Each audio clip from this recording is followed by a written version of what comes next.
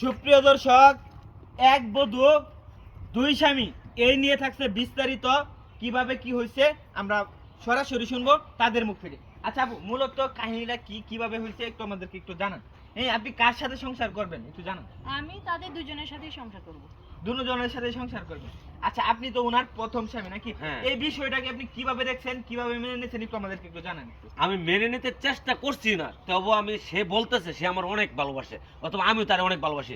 সে ভালোবাসার কারণে তার কথা আমার বাধ্য হয়েছি মানতে। মানে আপনি মেনে নিছেন যে হ্যাঁ। আপনার সাথেও সংসার করবে, হ্যাঁ। তার সাথেও সংসার করবে। হ্যাঁ, মেনে নিছি। ঠিক আছে। আচ্ছা, আমরা গ্রামবাসীর কাছে পরবর্তীতে জিগাবো, আগে উনার কাছে জিগাই, উনিও তার হাজবেন্ড। আচ্ছা ভাই, আপনি মূলত তাকে কিভাবে বিয়ে করছেন, আবার এই বিষয়টাকে আপনি কিভাবে দেখছেন?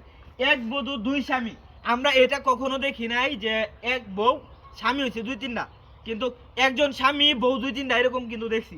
ঠিক আছে। আচ্ছা, একটু আমাদেরকে একটু ক্লিয়ার করে আমি জানান। আসলে ঢাকা থাকি, তো আমরা চাকরি করতাম একসাথে, তো আস্তে আস্তে আমাদের পরিচয় হলো 7-8 মাস আগে আমরা বিয়ে করছি।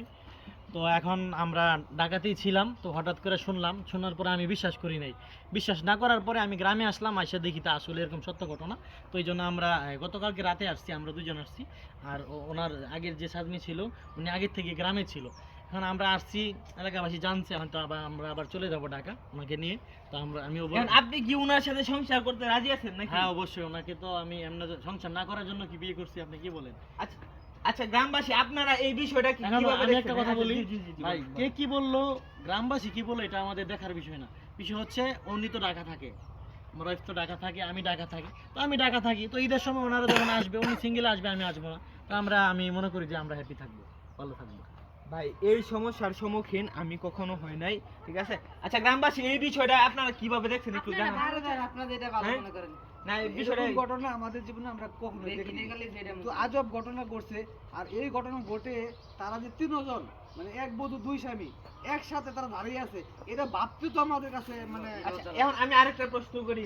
এখন ধরেন, যেহেতু আপনি দুইজনের সাথে সংসার করতেছেন, এখন যদি আপনাদের বাচ্চা কাচ্চা হয়, এটা কার বাচ্চা কাচ্চা হবে আপনি কিভাবে বুঝবেন একটু জানান। আরে দূর, আপনি কি বোকা মানে নাকি? আব্বু কাকে রাখবে, তাকেও আব্বু রাখবে, তাকেও আব্বু রাখবে, এটা আমাদেরকে একটু আপনি জানান। কি বোকা? না না, এই যুগ জামানায় এসে কি মানুষ এত কিছু চিন্তা করে? আরে একটা বাচ্চা কার সেটা ডিএনএ টেস্টের মাধ্যমে কনফার্ম হওয়া যায়।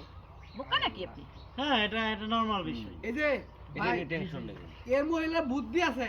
বুদ্ধি না থাকলে এক বউ দুই বেটা আমার রাখতে নিয়ে পারলো সংসার না। করতে কইতাছেন। এটা চিন্তা করেন, আমরা প্রশ্ন উত্তরটা কিভাবে দিছে আমারে বুঝাইলো। আমি আইসো না, ওটা- আইসো না, মাইছে এটা- সামনে এটা এটা এটা মাসির আমি- সামনে আইসো না, চুপ থাকো। আবার কেলাই লজ্জা শরম নাই। আর পেঁয়াজ লাগাই- না, না, ভাবি, এটা